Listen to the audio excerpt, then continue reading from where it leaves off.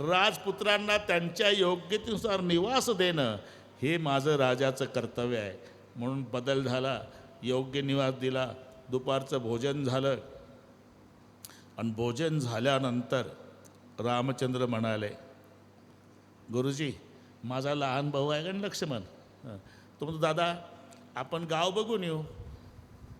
मोठ्याला काही साध्य करायचं असलं की लहान्याचं नाव पुढं करायची पद्धत आहे. जाओ. राम लक्ष्मण दोन्ही बंधू. पूर्ण नगर पागल झालं. सीतेमाईची सखी वरच्या मजल्यावर गॅलरीत,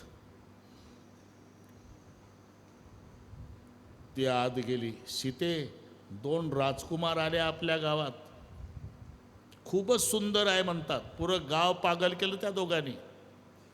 सुंदर आहे म्हणतात, तुम्ही नाही बघितलं? नाही ना. का?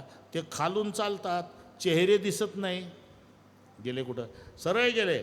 आता मागच्या रस्त्यानं येईल, तुम्ही मागच्या गॅलरीमध्ये जाऊन उभ्या राहा.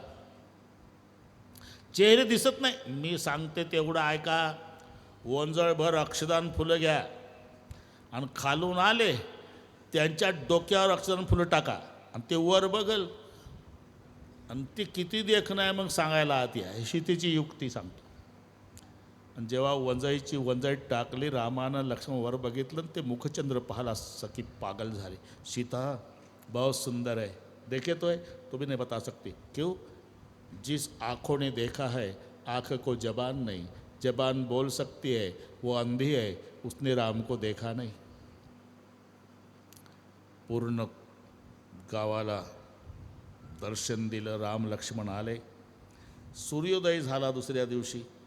गुरुजी तुमच्याकरता राजा जनकाच्या बगीच्यातून पूजेसाठी फुलं आणू?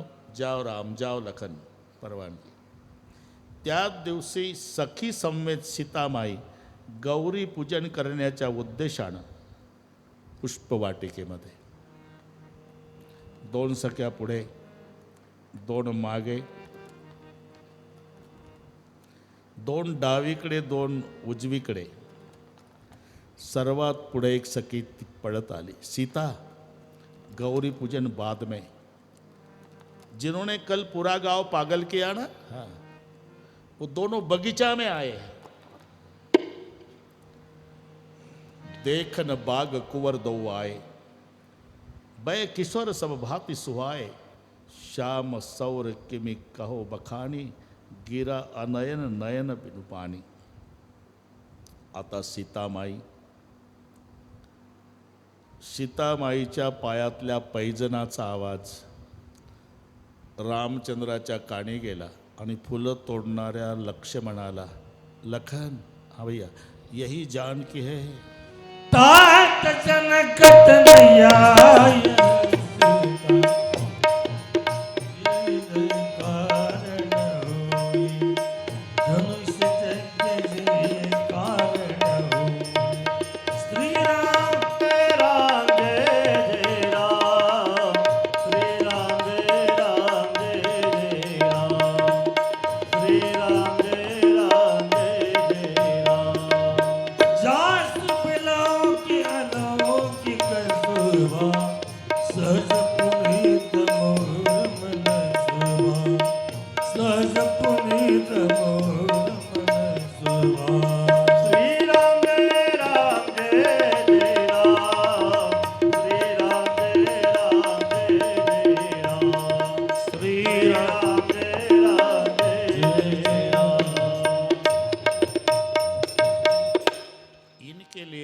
धनुर्यज्ञ.